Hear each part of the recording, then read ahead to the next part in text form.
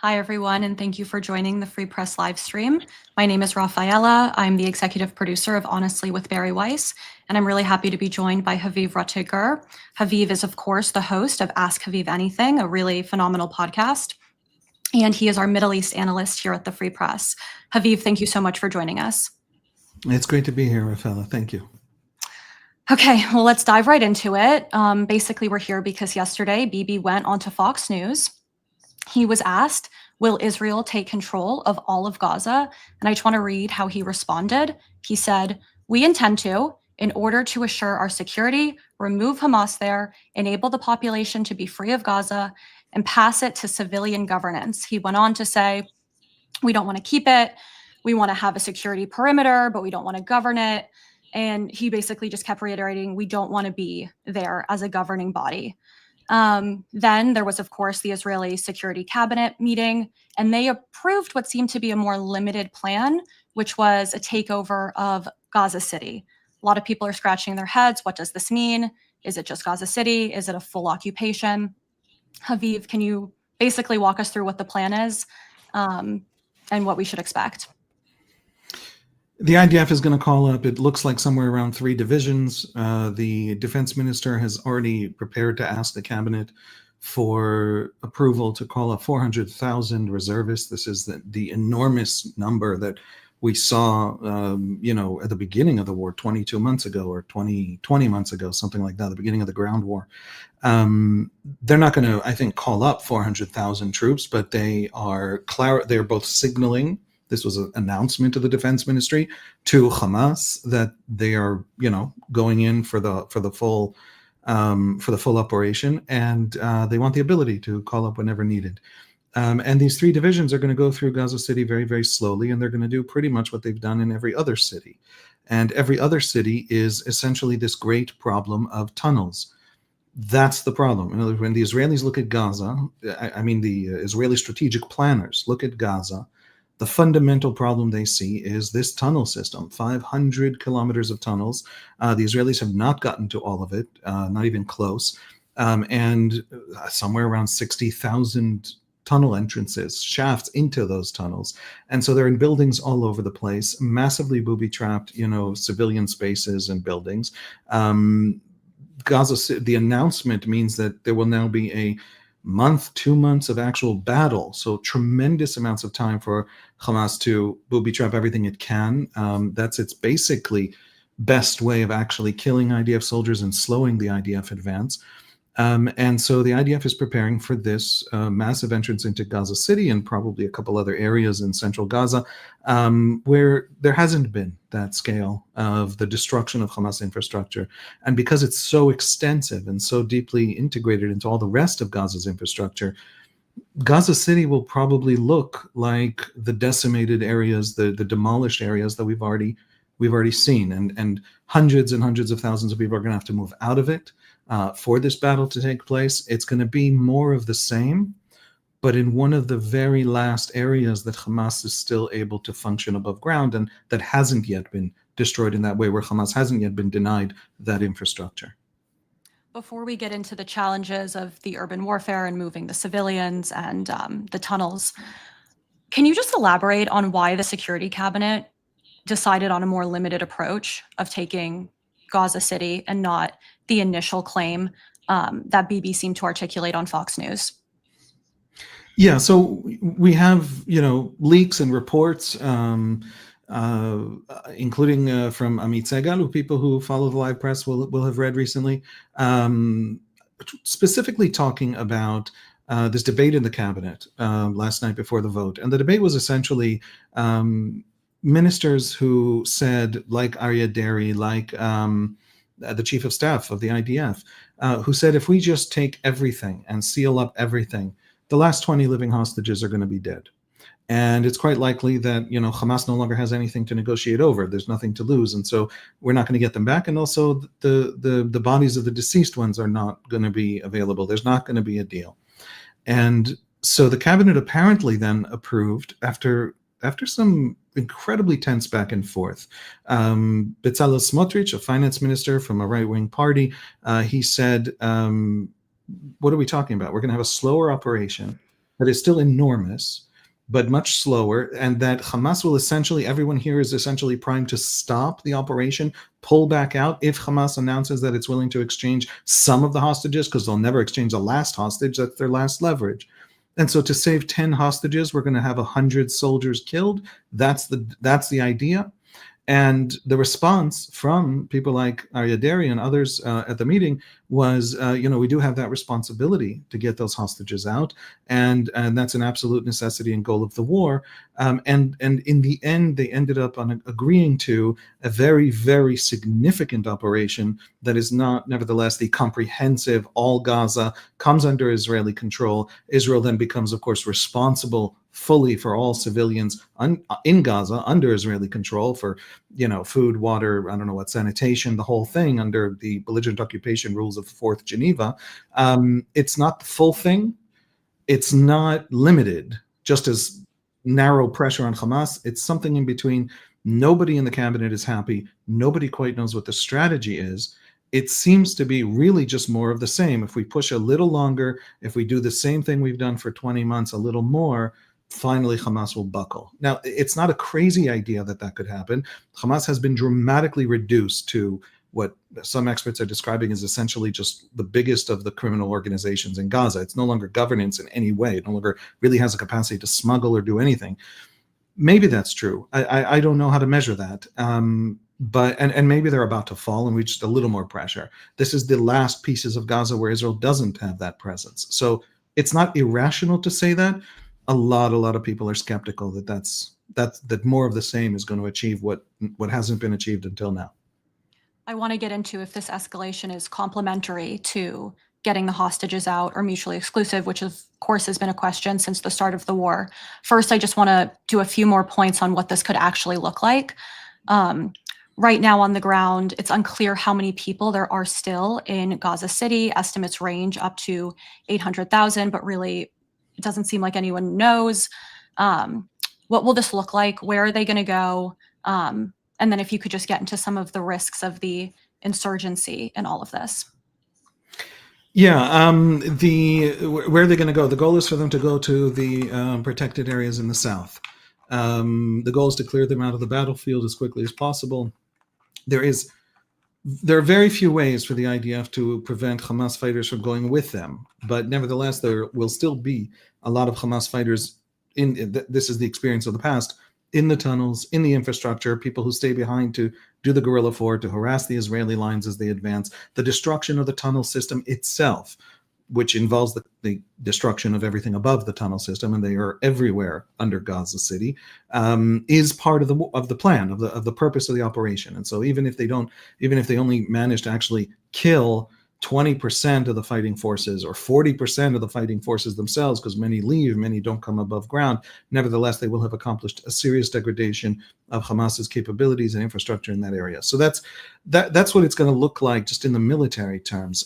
In civilian terms, you're talking about something where, and Netanyahu spoke about this, because this is obviously a very obvious and immediate fear of everybody who's watching, which is massive aid will have to go to these people. They're going to go to new places. They'll need tents. They'll need shelter. It's summer. Summer in this part of the Mediterranean is very hot, and Israel is now in a surge of aid to counteract the hunger that was put in place by a inability to understand how much food was really in Gaza, and a very foolish policy of stopping the aid as an attempt to pressure Hamas as well.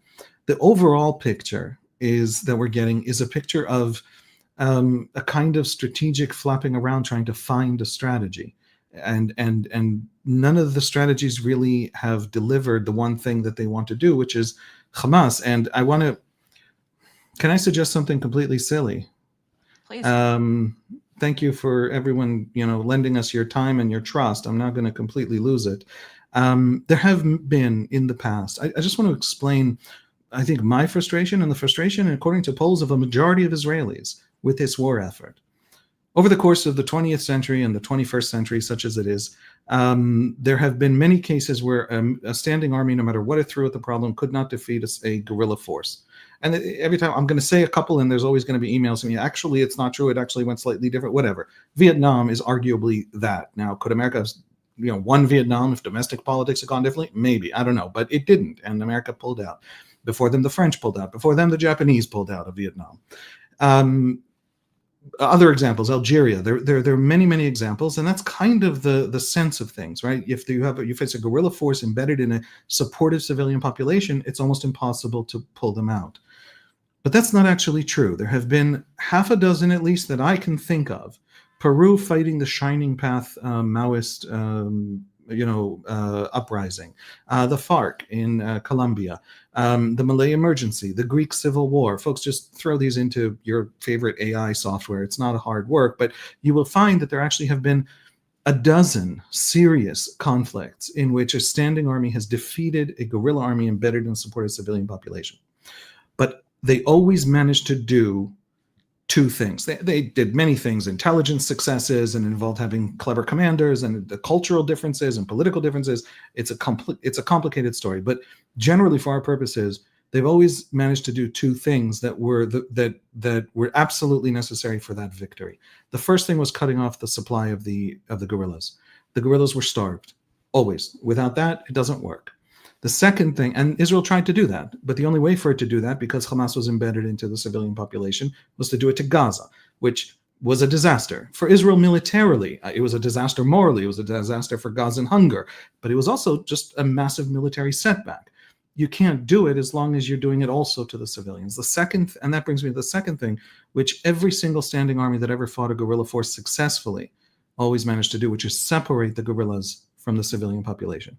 That has always been a necessity. And in each case, and by the way, the different examples, the Mau Mau rebellion in Kenya, the British did that as well. The different examples, they did it different ways. In some ways, they came to the villagers or the civilian population and they solved their problems. They brought about the political reforms that the Maoist rebels had promised. And that's how they created the separation of interests. Some places, it was absolutely brutal confinement in camps, separating the guerrillas from the civilians. It was good, it was bad, it always had to happen for the victory to come.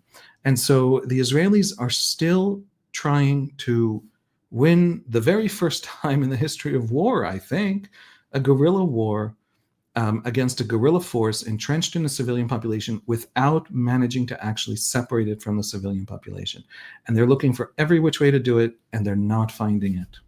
Does the counterinsurgency plan have clear guidance now on how to separate civilian population from Hamas? Like, is there something in place? We have seen Hamas constantly come out of the tent encampments in the protected zones. We have seen Hamas climb back out of the tunnels in places that have been demolished and rule those places for a while and then run back underground when the IDF showed up. We have seen Hamas still very much embedded in places where they're civilians, and there hasn't been a systematic effort to separate. Moving civilians out of areas that the IDF is about to go into is a very, very important thing to do if you'd want to avoid quadrupling the civilian death toll. But it's not the separation between Hamas and the civilians. I have suggested, little old me, I never led an army in war, so, I mean this. I take this with the caveat, but just to give people a sense of what I mean, I have suggested that, and apparently a week after October 7 was the first time that I mentioned something like this on a podcast. A friend of mine found it. But this has been my question to the Israelis, and I've never gotten an answer. What if the Israelis, to get the Gazans out of harm's way so they can go after these infrastructures and Hamas as well, nobody will let the Gazans out of Gaza. The Arab world thinks that that's handing Israel a victory. The Palestinians themselves are worried about Israel not letting them back in. Well, what if Israel then builds out a massive refugee facility and lets them into Israel, right? That is not leaving Palestine. That's moving from one part of historic Palestine, as they consider it, to another part. And Israel then takes care of them. And Arab Israelis can be massively involved in that massive humanitarian project. They're Israelis, they're Arabs, they're Palestinians with Palestinian Arabic, they're also Israelis with Hebrew. They could be that incredible bridge. The UN could be deeply involved. There's no reason not to. Everyone can make sure it goes well. In the meantime, Gaza is the battlefield that can be shut down, closed off, starved completely, and Hamas actually destroyed, as we've seen in previous guerrilla wars. Now, this sounded insane, and people wrote me that and kind of laughed at me. That was an insane idea. So instead, we've spent 22 months doing this. That feels more insane and more damaging to Israel and to the war effort, and more damaging to Palestinians. And Hamas are still embedded. And they're still drawing new fighters from the 15-year-olds of the civilian population. And I'll say more than that. And I'm sorry this rant has gone on for so long. The IDF has prioritized the destruction of tunnels because the day after in Gaza will depend on the destruction of tunnels.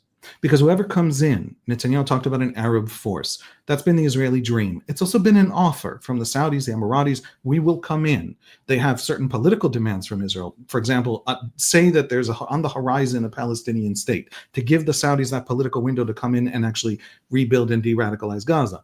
But setting that part aside, no Saudi force will sit around in Gaza trying to keep the peace and rebuild if Hamas is harassing them and killing them from those tunnels. And the IDF cannot really reach all the tunnels in under 3 years or of serious combing and technologically attacking this problem.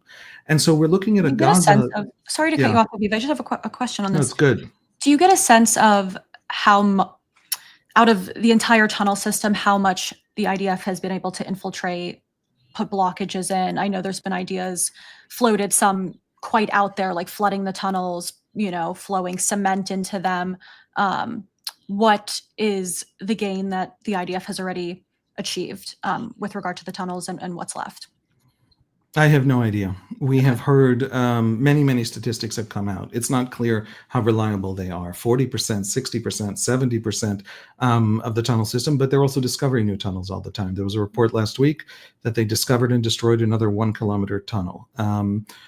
A new one. And so, areas like Gaza City, one of the fascinating statistics to understand the extent, these tunnels, we've talked about this a great many times, but they're enormous and they're electrified and they're air conditioned and they are everywhere. All of Gaza is 25 miles long. A 500 kilometer tunnel system is this unbelievably large, 300-mile tunnel system is enormous, and it might not be all of it. And there are something on the order of 50, 60,000 shafts leading into the tunnels, buildings all across Gaza. It's everywhere, it's ubiquitous, and Hamas controls it and still controls it. And so my understanding is, 20, 40 in that range is known to still exist. There were all these technological ideas, flooding with ocean water, and there were fears that it might contaminate the water aquifer under Gaza that is used for drinking water. And also the problem is tunnels also have different gradations. So ocean water turned out to be not a very good option just in terms of engineering. Flooding the tunnels with concrete is very effective because it's very hard to re-dig a tunnel that's full of concrete, but it's also extraordinarily expensive. Blowing them up is an excellent, cheap option. Blowing them up is very destructive above ground, but also blowing them up doesn't really limit the digging of new tunnels. Gaza is built above very soft sandstone. It's extremely easy to dig tunnels under Gaza. And so there's every reason to believe that even if Israel destroys the last inch of the last tunnel, that kind of strategy is still the problem. The organization of Hamas and the tunnel infrastructure both have to go for the Saudis to be able to rebuild Gaza, never mind all the rest of it. So we're looking at really, we're at a desperate moment here, I think, that the Israelis need to take a step back and they need to say it hasn't worked. How have guerrillas been defeated in the past? The politics of the Israeli right that wants to see, robust, aggressive attacks on Hamas, and the military that thinks that this going into Gaza City is going to be very costly, and it's not clear that it'll have any result other than the results of the last times they've gone into other cities. That debate has been a debate that's been very politicized, and the government hasn't really spoken. I'm really glad Netanyahu gave that speech to Fox where he said, we're not going to keep the place, because a lot of friends of Israel aren't sure what Israel's intentions are. And Israel has to say them. Well, Netanyahu also owes the Israelis that when it comes to the war. Tell Israelis what the strategy is, how we're going to do this. You're calling up another 100,000 fathers and sons. Tell us why, and tell us why it'll be different. Absolutely. I want to get into something that you brought up, which is the other Arab countries in the region. Obviously, as Israel embarks on this mission to take Gaza City, a question remains, which is who governs the Gazan population. Bibi, obviously, on Fox also said that he wants to hand it over to Arab forces that will govern it properly without threatening us. I'd love if you could just get into what he means by that. Who are these Arab forces? Since the start of the war, there was this idea of a sort of Arab consortium, maybe UAE, Saudi, others. But my question is there actual buy-in from those countries? And I'll just add on, my observation is, as soon as these other parties step into the frame, all of the civilian casualties, all of the issues in Gaza can suddenly be pinned on them. So it just doesn't really seem like there's any real incentive for them to actually have skin in the game. But I would love for you to speak to that and who he's referring to. Sure. They do have an incentive. Separate from Israel and separate from the Israeli-Palestinian issue at all, in the Middle East, especially among Sunni Arabs, especially within Sunni Arab religion, Islam, there is a profound and intense war underway. A lot of it is a war of ideas. Occasionally, as in Syria and some other places, it explodes into real war. And it's a war between, I tend to call them, Israeli scholars tend to call it a war between the conservatives and the radicals. The Muslim Brothers are on the radical side in Egypt. The Qatari regime subscribes to Muslim Brotherhood ideology and reading Said Qutb and people like that. Hamas belongs to that. Erdogan's AKP party in Turkey belongs to that branch, that ideology of Islam. And then there are the conservatives, the monarchies, the people who want a very calm Islam, a very relaxed Islam. And in the Muslim world, you're more likely to hear it couched as transnational ideologies versus ideologies that lionize and affirm the state. So all the monarchies, for example, survived totally stable in the Arab Spring, with the exception of Bahrain for specific narrow Shia that were instigated by Iran. But other than Bahrain, every monarchy sailed through the Arab Spring without being overturned, and every non-monarchy collapsed. And it collapsed almost everywhere to Islamists, not to Democrats. And the reason is that there are these transnational ideologies of Islamic radicalism and jihad and the political ummah that has to take over the world and all of these things that the Muslim Brotherhood has been espousing and all these radical preachers have been espousing and that Hamas is part of and Al-Qaeda was part of back in the day. And then there are these, ideas about having these very strong and stable monarchic states like the Saudis, the Emiratis, and the Jordanians. The conservative, state-based Middle Eastern Sunni Muslim world is desperate to defeat the transnational radical revolutionary Sunni Muslim Arab world. Everywhere, all the time. The Emiratis crack down on the Muslim Brothers in the Emirates. They're illegal in the Emirates. They're not illegal in America, and they're not illegal in Britain, but they are illegal in the Emirates. The Saudis have been de-radicalizing their mosques from these peoples basically since 9/11. And Hamas is on the wrong side. So who wants to come in to de-radicalize Gaza and rebuild Gaza, but rebuild in their image and their Islam? The Saudis, the Emiratis, the Jordanians, the Egyptians, the people who want their version in this deep, vast ideological war to win. They want it not for Israel. They couldn't care less about Israel. They want it for them. This is a front in the war that they understand as a war internal to their world. And so they offered Israel to do this. But Netanyahu was responding to that offer in the Fox interview. That's what he was talking about. And they very much would like to get it done. But Israel has to degrade Hamas enough for it not to be dangerous for them. And also Israel has to open up the political window for them to say reasonably, to argue on Al Jazeera, we're not coming in at the service of the Israelis riding an Israeli tank to fix the Israeli mistakes. We're actually saving Gaza. We're rebuilding Gaza. We're giving Gaza a new day under Arab rule, so it's not under Israeli rule, Israeli control, forever locked into that war. And Israel has to say that, and they have to be able to say that. And so there's a political problem here. But all of that becomes deeply relevant only when Hamas is no longer able to kill every Saudi soldier who steps foot in Gaza, which at this moment it still is able to. So Israel still has a strategy. It has to find a strategy to actually disentangle Hamas from the Gazan population, defeat it militarily, which has happened in the past in these kinds of wars. And then it wants the Arab world to then step in and do its thing. So you think it is likely that some sort of consortium will step in so far as Israel is successful?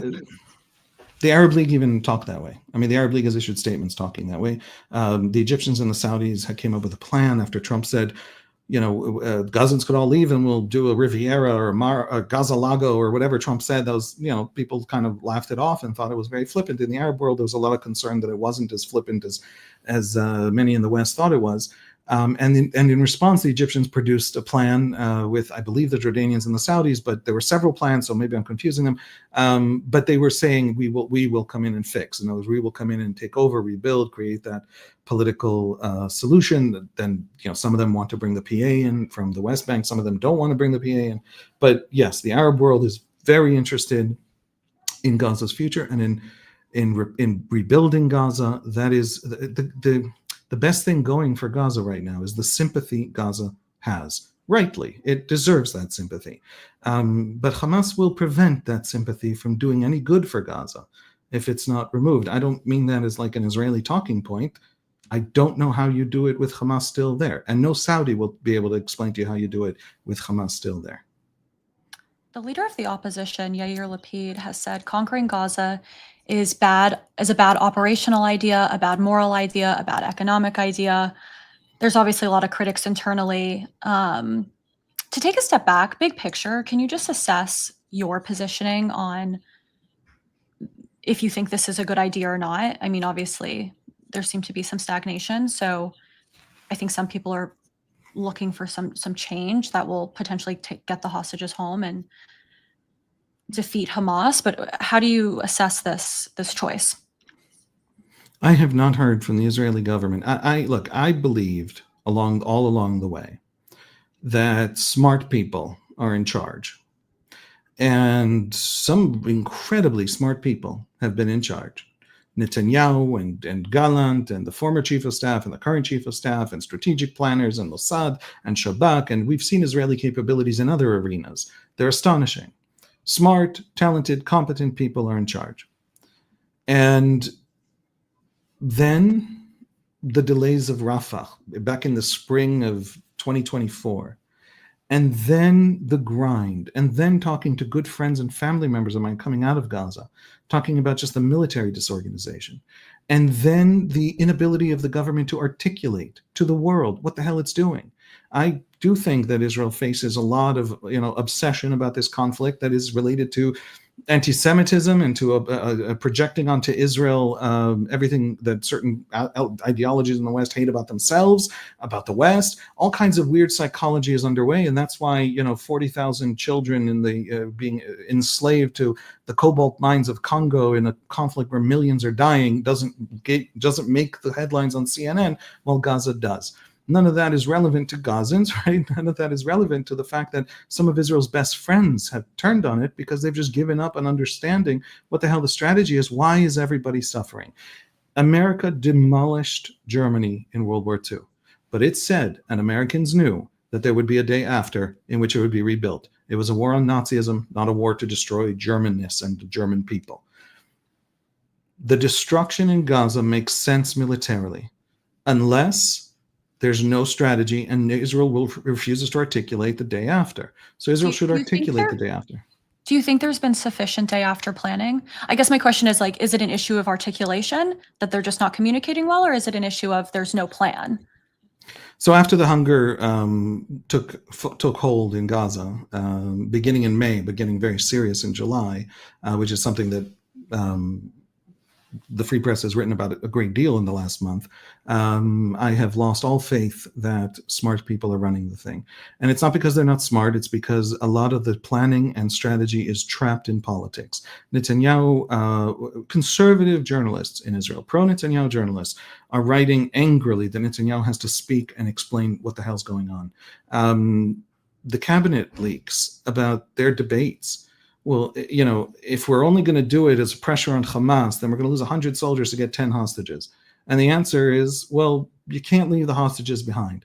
That's a debate that is essentially, it's not a moral debate. It's not a serious debate. It's certainly not a strategic debate. It's a debate about politics. It's a debate about how bad we'll look to different constituencies. It matters that the religious Zionist minister said, we can't lose 100 soldiers to rescue 10 hostages.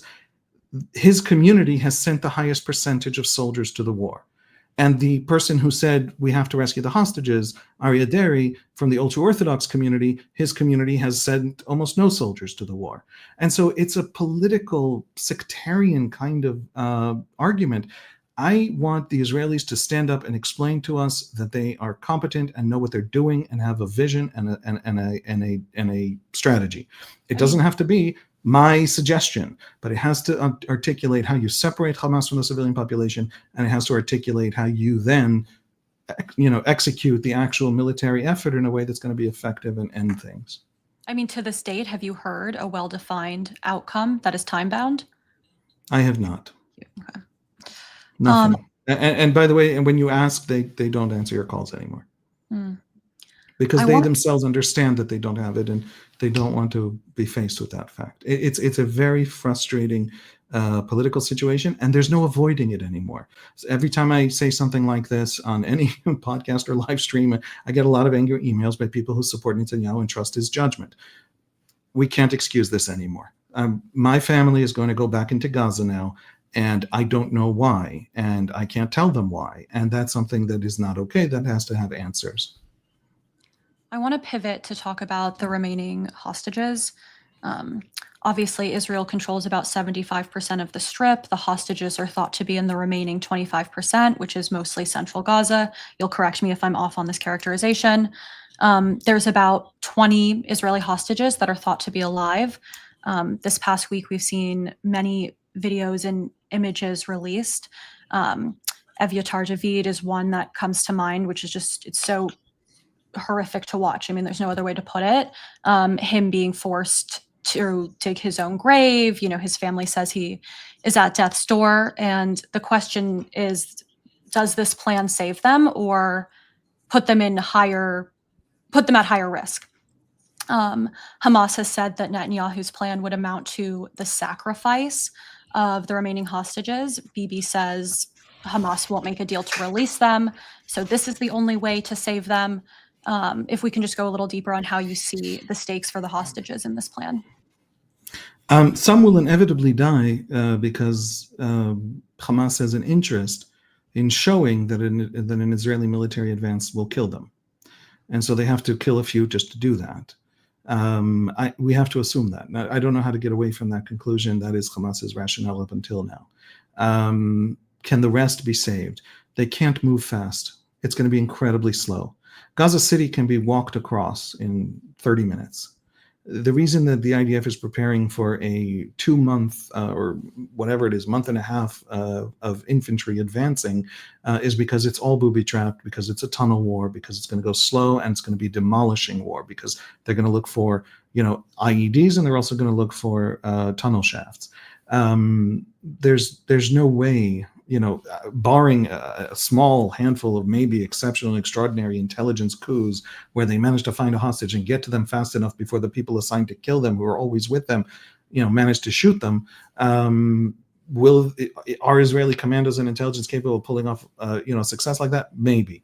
That's not going to be all of them. It's not going to be most of them. So this operation necessarily, I think, we should expect. And not just I think, this is something that has been said by military staffers, and I don't know anyone who argues otherwise. And so, yes, this operation will sacrifice some of the hostages. Incidentally, if that ends the war, it might be worth it. I mean, Bibi's making it might be worth it in terms of saving lives, strictly in terms of saving lives. The frustrating thing is it doesn't look like it's going to end the war, because they haven't articulated why this would end the war in a way that the past hasn't ended the war. Is there any other way to get the hostages, you think, outside of a negotiated deal with Hamas? The bulk of the hostages, I mean. And just looking back at the past 2 years, the majority of hostages have come out via negotiated deal. Do you think, how are you thinking about that? Yeah, more will come out in a deal, but Hamas is down to the last few. The the bad news is also the good news. In other words, 150 or so hostages are out, living hostages, and another 60. I don't know the exact numbers, but obviously they're all available for a Google search. But and 60, bodies are also retrieved. And now we're in the last 50, 20 of whom are alive. And so the vast majority have already come out, certainly of living ones. And Hamas has nothing on Israel except those hostages.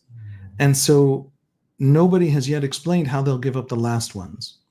And so, for example, in the debate in the cabinet, there was talk about the 10 that might be saved. Not the last 10, just the 10 before the last 10. Why? Because they'll still need to hold on to have some leverage in some corner of Gaza. Yeah. The concern is that they'll want to hold, so long as they remain in power, hold these hostages basically forever, because that will be their last essentially point of power. Am I interpreting this correctly? Yes, and Hamas has also produced pamphlets in Gaza recently in Arabic, but they're available online. People can read them, plug them into ChatGPT. It'll give you a translation where they argue. Gazans have been debating that, have been arguing publicly amongst themselves that Hamas has destroyed them and ruined their existence and ruined their lives, and even now hold them hostage for what? What are Hamas negotiating for at this point, other than Hamas's own survival, Hamas's own remaining in Gaza in some sense? What are they? They're not negotiating for Gazans. None of their negotiations are giving Gazans anything. And so that is very clear to the Gazan civilian population, to the point where Hamas has now produced pamphlets that in Arabic that have been arguing that October 7 was a good idea, it was necessary, and that they're winning. And not only that they're winning, that if they just have the stick-to-itiveness, to put it, to keep going, the resilience to keep going no matter what, every destruction in Gaza is a cost to the Israelis more than a cost to Palestinians. And this is the path to the redemption of Palestine and the destruction of Israel. And so people who are putting out that pamphlet, they'll hold on to a hostage for all time. And before they let go of the last hostage, they will have already planned a new tunnel operation to kidnap another hostage. In other words, Hamas will never, predicting the future is always a bad idea, but I'm reflecting the vast, vast majority of the Israeli mainstream. So take this as that data point that might be useful to understanding the general event that we're in, at least what do Israelis think. Hamas will never be anything other than this. It'll never be anything other than this permanent war, this argument for permanent war and destruction and terror, and the destruction of Gaza on the altar of the destruction of Israel. But because it has nothing left, it's a sunk cost fallacy, right? It's already destroyed Gaza on the altar of this path. It can't now say, "Whoops, we made a mistake. Let's take a different path." Too much blood has been shed. Too much has already been lost. And so this is, they're not going to give out the last hostage. They will never stop trying to get more hostages. There is no other version of Hamas out there to be negotiated with. That is the overwhelming Israeli belief. The Israelis who say, let's end this war, pull the hell out, make a deal for as many hostages as we can and end it, they're talking about letting Gaza sink back under Hamas rule in a way that it'll never be rebuilt. This is not a pro-Gaza argument, the argument of those who want to end the war. This is let's cut Israel's losses, and the Gazans, that's their own problem, not our problem. That is removing Hamas from Gaza is the better version of a Gazan future, which is a strange thing to say in that way because it's a terrible, difficult thing to do and will involve more destruction in Gaza. But nobody has yet explained how Gaza has any better future if Hamas is still there. Nobody in the Arab world, never mind nobody in the West. Before we pivot to some of the international response, I just want to take one question on the morale inside both Israeli civilian population and the Israeli army. How are people feeling about this potential escalation? There's a lot of exhaustion. Units that are calling up people are finding that not everyone shows up anymore. And there's a sense of lack of clarity, over how long it'll last, what it'll be. I think one of the problems is that the announcement of the cabinet and of the prime minister's office talked about how this is the push. This is it. This is the push. and Netanyahu's supporters in the press have talked about this is the push to get Hamas finally out. The problem is that that's what Gideon's chariots were. The military campaign since May, that was the push to finally get Hamas out. And it's at least the fourth time that the Israeli government has said, this is it, this is the push to get Hamas out. And each time is it very costly to Israeli civilian population, to reservists, to hundreds of thousands of reservists. So there is an exhaustion. And the chief of staff, by the way, has talked about that in the cabinet as part of the decision making, and they understand it. And that adds also to the sense that they don't quite know what to do because they're not even addressing it seriously. In other words, Netanyahu did not speak to the public and talk about that exhaustion and explain why this is really the last push and thank you for your service and we're not going to ask of you more, and if this fails, we're going to take a different tack. That is, he didn't address that morale crisis. There are still soldiers, they're still going, it is still doable, but we're hearing more and more that it's not just an exhaustion because of the cost to a person who has a small business who's gone for 400 days out of 600 days. It's the exhaustion of not knowing why. And that is something that this government has to address, I think, before it's going to really be able to do this over, another long-term operation. I want to pivot to some of the international response. Obviously, right after Bibi went on Fox and when he was asked, will Israel take control of Gaza? And he said, we intend to. People from all corners of the internet were saying, see, this was always the plan. And a lot of Israel's, critics would say this is ethnic, or have said, this is the first step of ethnic cleansing. They want to take over the whole strip. That is broadly the characterization by a lot of people on both, well, I would say now primarily on the left. I was wondering if you could speak to that. There's obviously been in the Israeli side some different choice words, not occupation, but control or takeover. Can you just speak to those critics at this moment? Yeah, I don't have a lot of respect for the moral vocabulary debate. I have a lot of respect for moral debate. I don't have a lot of respect for the fight over the words, which is almost entirely a propagandistic fight meant to obscure. When Netanyahu said we're going to take over all of it, what he meant was the American occupation in World War II. We're going to take over, and then we're going to do what needs to be done. We're going to de-radicalize, de-Nazify, in that sense, Gaza, and then we're going to get the hell out. And he explicitly said, and then we're going to get out. So then to take on a quarter of that, argument, that thing that he said, and say, aha, it was what I always told you. What he actually said now was we're not going to push Gazans out. We are not going to rule it forever. We are not going to ethnically cleanse it. That is what he actually said. So, if people choose to hear other things, that's their prerogative.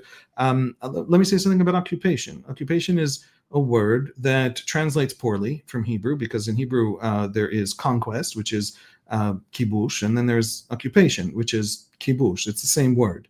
And so the Israeli government could say, we're going to conquer Gaza City, and it could be translated as, we're going to occupy Gaza City.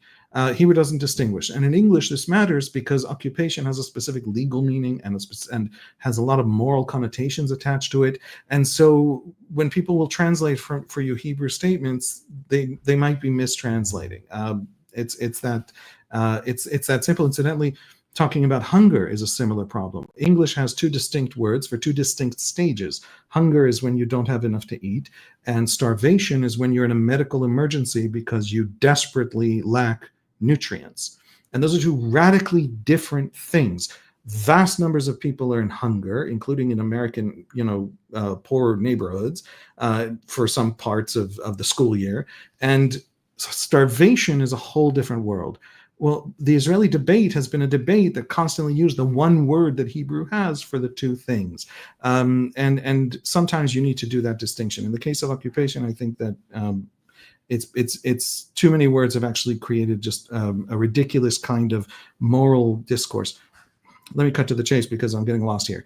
The main point I'm trying to make is If Israel controls civilian population in Gaza, if it controls them en masse, if it rules the 2 million people because it's literally taken every inch of Gaza to finally prosecute the last, operation against Hamas, as the cabinet calls it, then it has obligations toward those people. It is obligated under Fourth Geneva, and it is a signatory to Fourth Geneva. So this is also Israeli domestic law. It is obligated under Fourth Geneva to feed them and to give them water and sanitation and all those things. And that's called belligerent occupation. That is the name of that institution, that when you conquer a civilian population that isn't your population in wartime, you owe them certain things. By the way, they also owe you certain things, like not to kill you. That status of belligerent occupation comes into play. That's coming into play if we conquer the civilians of Gaza City, irrespective of whether someone accuses us of occupation or not occupation. If what they mean by occupation is Israel's now staying forever and ever, and we're going to have 50 years of military rule over them, as in the West Bank, Netanyahu explicitly said we are not. Now, that he explicitly said it doesn't mean you have to believe it, but people shouldn't pretend he didn't just say that is not where we're headed. The goal is not to rule Gaza militarily forever and ever. The goal is to hand it to the Arab world, but Hamas has to go first. That is the Israeli horizon. That is what I have argued Netanyahu has always wanted, and he hasn't been able to articulate it because of his political allies, Smotrich and Ben Gvir, who, by the way, no longer have the ability politically to threaten him quite as much because of the disastrous handling of the hunger crisis, the bringing about of the hunger crisis. And they understand that now there are these massive international costs. It set back the war effort. Hamas now has a ceasefire, basically, without giving up a single hostage for the first time in the war, because Israel had to institute ceasefires for the sake of getting food aid in as quickly as possible. So they're a little bit marginalized and shut up, and Netanyahu is finally free to say what I think his strategy has been all along. You can use the word occupation, you can understand it or misunderstand it. The basic point is Israel's not going in to stick around. A lot of the critics are pointing to some reporting from Times of Israel, which basically wrote about how last week 22 ministers and lawmakers signed a letter pressing Israel's defense minister to approve a tour of northern Gaza to look at these potential settlement locations. That's the characterization in the reporting. It sounds like quite a different note than what Netanyahu said on Fox. Could you speak to that concern of some of the far right coalition members looking at settlement potential in Gaza, northern Gaza? Yeah, a lot of the activist leadership of the far right, including Smotrich himself, cut their teeth, really gained national prominence, and also felt deeply traumatized by the Israeli withdrawal in 2005. The withdrawal in 2005 was a decision of the Sharon government, and people were, dragged out of their homes. Their villages were demolished. The bodies were taken out of the cemeteries. Nothing was left behind, and all the Israelis and all the settlements and all the buildings around them and everything was brought back into Israel. And the settlement movement experienced that moment as a moment where the rest of Israel turned their backs on them, because the disengagement from Gaza was a popular idea at the time, in real time. The idea was, what are we doing in Gaza? At the time, I think there were 1.5 million Gazans, Palestinians, and 8,000 Israelis. That wasn't a tenable situation. And it was supported by most of the Israeli population. Sharon did it without getting the approval of his party, and also did it without having run on it in the election 3 years or 2 years earlier. And it was felt like he had kind of stolen the election and done something opposite from what a right-wing Likud leader should do. And also the Supreme Court approved it, and it approved it even though it was a blow to their property and its rights and all of that. And so they came out of it with a narrative of being victimized by the institutions of the state.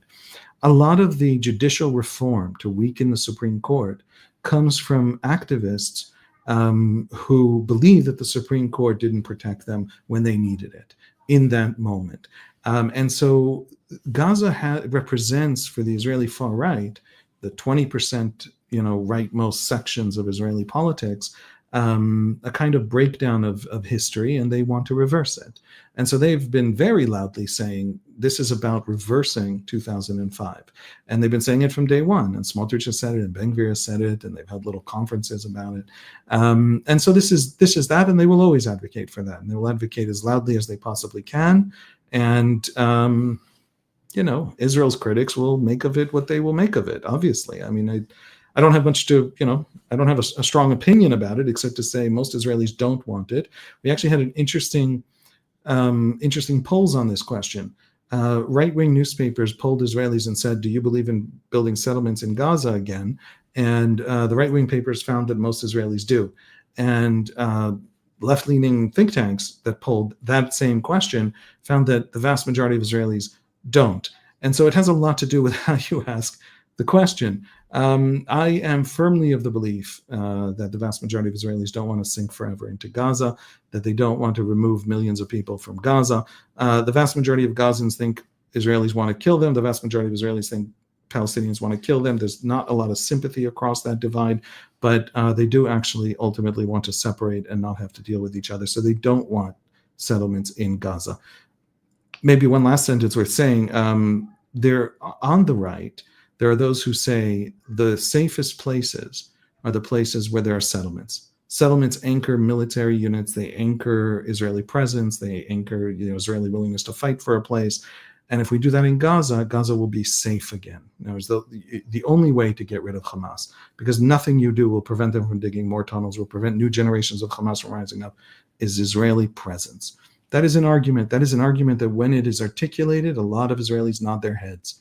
And then when the next speaker comes up and says, but then we rule them forever and feed them and take care of them and are stuck with any kinds of guerrilla that they have forever and ever, then the Israelis stop nodding their heads. So it's not that Israelis have like a firm opinion, and it's a campaign within Israeli politics. Netanyahu absolutely doesn't want that, never wanted it. In my estimation, I have argued this from the beginning, even when he refused to say it, and I certainly am arguing it now. And you feel like it's quite unlikely to happen? Because the critics will say, look, the far right coalition members haven't been coy about their dream scenario here. But you're saying it's mostly posturing. It would be extremely costly, and it's not clear what the benefit would be to Israel. And it would make the Palestinian case in ways that I don't think Israel can afford. And I believe genuinely that most Israelis don't want it. Now, is that going to be true if there's a guerrilla war with Hamas for 3 more years? I don't know. I genuinely have no idea. Israelis are complicated people. Palestinians are complicated people. Their opinions have changed repeatedly, back and forth multiple times over the last 22 months, as far as we can tell in polls, about all of these questions. But I don't think it's a wise move, and I don't think Israelis want it, even as Israelis are genuinely frustrated and believe that there really isn't a de-radicalization available in Gaza, a safe future available for them from Gaza. That's something that our Arab allies, the Saudis, the Emiratis, claim can be done. Israelis hope they're right. Before we go to some closers, I want to just bring in some listener questions. Miriam asks, would love to know why Egypt is not pressured more by the U.S. to temporarily house Gazans during this operation. Egypt built an unbelievable wall to keep every last Gazan out of Egypt. Egypt doesn't want Gazans. It thinks Gazans are radicalized. The Egyptian regime is a military regime that won its rule by defeating the Muslim Brothers. The last thing they want is the importation of more Muslim brothers in the form of Hamas. And they don't want any of the pressure on them. If they open for one, then the demand that they open for all will be enormous. They would like all the pressure to be on Israel. So you're not going to get anywhere with Egypt, and it's I think wasted energy even asking. And the Egyptians do not feel the sympathy. I'm not talking about ordinary Egyptians. They're just regular people. The Egyptian state, the Egyptian regime, Egyptian policy doesn't care whatsoever what happens to Gaza, as long as it doesn't mean Gaza comes into Egypt. A lot of listeners are asking a similar question, which is, what is the U.S.'s role in all of this? Does Trump have any power here? Should there be more restraint from the Americans, and how you're seeing it? One of my frustrations with the Israeli government has been the wisdom that I have seen coming from the American government. Now, I know, it's the Trump administration, so some of you just said yes, and some of you just said, how dare he? I'll give one tiny data point that explains what I'm talking about. Trump last week said that America will be part of the rebuilding of Gaza. when Hamas is gone. That's not an exact quote. Find the exact quote, but that's exactly what he said. America will be there to, I believe he said, to lead the rebuilding of Gaza when Hamas is gone. Now that is perfect. Why is that perfect? It tells Gazans, you will be safe from the Israelis. Why will you be safe? Because America will lead the rebuilding. In other words, if you're worried about an Israeli presence for all time, Israelis are not going to futz around and try and push into Gaza if the Americans are there, right? But it also says to Gazans, everything's available to you. That rebuilding, that new day is available, but it depends on Hamas leaving. It creates daylight between the population and Hamas. I think that the Trump White House understands how you defeat a guerrilla force at that instinctive basic level more than the entire vast, brilliant edifice of the Israeli strategy planning elites.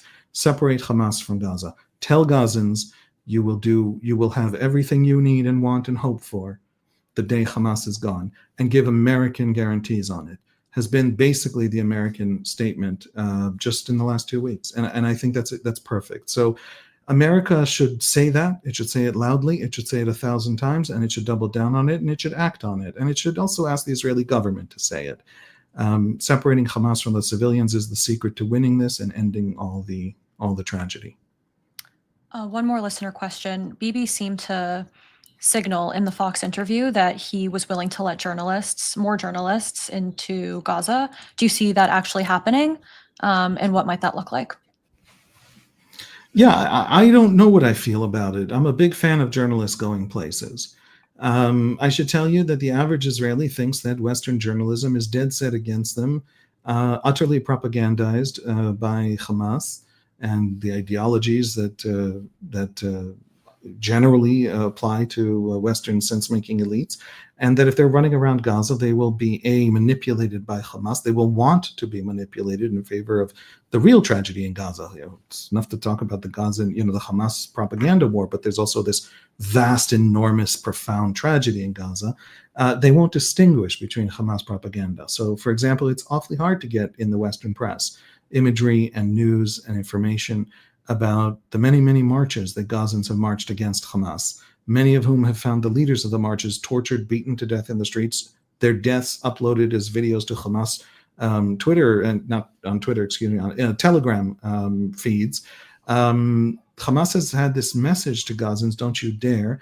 Gazans are desperate to get rid of them. We have polls that tell us, one poll says only 6% of Gazans want Hamas to rule after. Will journalists come in and tell that story as well? The great human tragedy you can tell from afar because the information is flowing constantly. Gazans have cell phones. They're all working. What you can't tell is that story, but would Western media be interested in telling that story? To Israelis, it begins and ends with Hamas. So I think journalists should go in. I have a lot of respect for Israelis who say, why? You know so much, and you're not reporting even the things you know that reflect badly on Hamas. Why would that be something that would be of use to Israel? Nevertheless, it's as bad as it could be. What are they going to find that they haven't found that's not already coming out in various ways, both authentic and manipulated already from Gaza? So I don't think the downside is very big, and I think the upside is very, very important. And so, yes, I'm for it. One question on the other front. The Lebanese government has approved a proposal that would ultimately lead to disarming Hezbollah. Some Hezbollah ministers walked out of this governmental meeting. What do we need to know about what's happening on the other front, the border with Lebanon and Hezbollah? Yeah, that made a big stir. It's less than it looks like. The Lebanese army was asked by the Lebanese government to come up with a plan for removing, the way they put it, I think was all non-state militias or something like that. Now, there's not just Hezbollah, also Amal, right? But nobody cares about the others. It's really about Hezbollah. And the army has not yet submitted that plan to the government. So this was not a serious vote on an actual plan. What this was a much narrower vote which was boycotted by the Shia members of an American, proposal to consider moving forward with. It was one of those kinds of things. It's the non-Shia parts of the Lebanese government saying we actually want Hezbollah to disarm, but it was basically a press statement dressed up as a cabinet vote. So it wasn't more than that. And nothing was accomplished. In other words, it didn't prove that Hezbollah was weakened and the army is more willing to do so. We are waiting till the army presents the plan to disarm Hezbollah. We will examine that plan. We will watch to see if the cabinet actually votes to implement that plan, and then we will know if Lebanon is really willing to go go the length in actually doing this. American backing, serious American doubling down in support of Lebanon for this would be very significant. Also, French backing would be very significant in giving them the backbone, the ability, the faith militarily they can do it in getting this done. Well, looking forward, the target date for completion of the operation in Gaza is set for October 7th, obviously the anniversary of the October 7th massacre 2 years ago. What are you looking for between now and October 7th, and what should we expect in the coming months? I hope I'm wrong. I hope this operation, for all that it will be painful, Gazan civilians will move. That's painful. Some will die.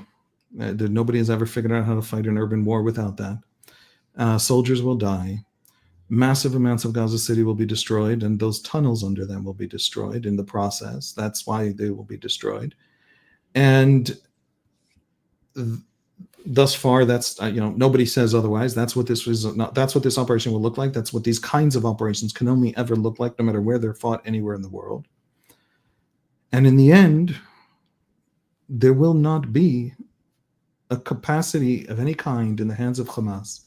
And the last pieces of Hamas to hold the last hostages, just to save themselves, to replace death with exile, will give up those hostages in exchange.